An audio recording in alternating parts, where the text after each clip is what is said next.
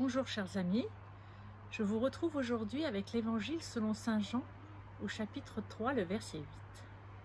Le vent souffle où il veut, tu entends sa voix mais tu ne sais ni d'où il vient ni où il va. Il en est ainsi pour qui est né du souffle de l'Esprit. Découvrons d'autres dons de l'Esprit Saint. L'Esprit Saint comme vent ou souffle venant de Dieu. Souffle créateur présent de toute éternité. Dès le chapitre 1 de la Genèse au verset 2, le souffle de Dieu planait au-dessus des eaux. Indispensable à la parole créatrice de Dieu, ce souffle est aussi l'élément qui donne la vie à l'homme.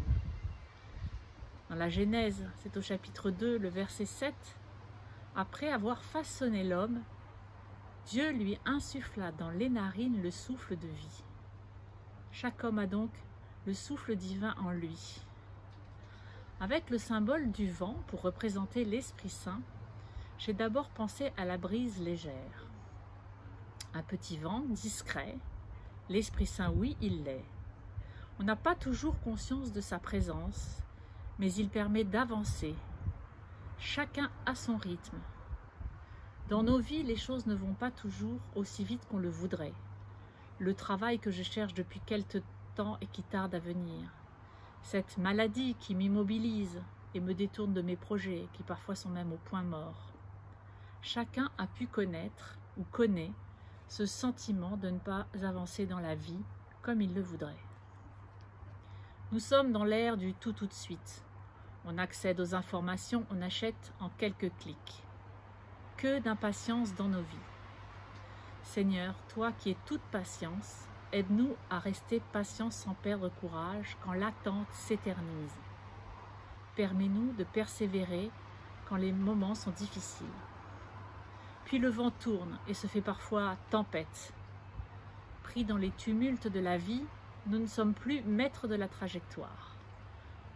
Au travail, par exemple, nous subissons parfois des attaques violentes de la part des collègues ou d'un supérieur, en famille, entre conjoints, ou dans les conflits parents-enfants, pas toujours facile d'être maître de soi.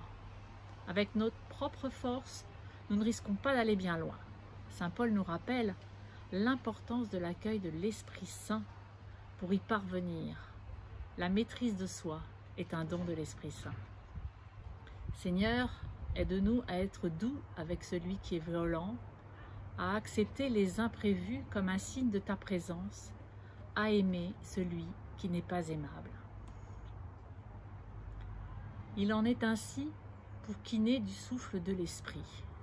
C'est par notre baptême que nous sommes nés du souffle de l'Esprit. Accueillir l'Esprit Saint comme guide de nos âmes. L'Esprit Saint, bien mieux qu'une boussole ou un GPS. Il nous guide, discrètement ou fougueusement, imprévisible. On ne sait ni d'où il vient, ni où il va, et nous sommes libres de le suivre ou pas. Mais formidable, fidèle, jamais en panne, pas besoin de le recharger. Si vous vous êtes égaré et cherchez votre chemin, indiquez royaume de Dieu et l'Esprit Saint recalcule aussi vite votre itinéraire. Alors, bonne route vers la Pentecôte.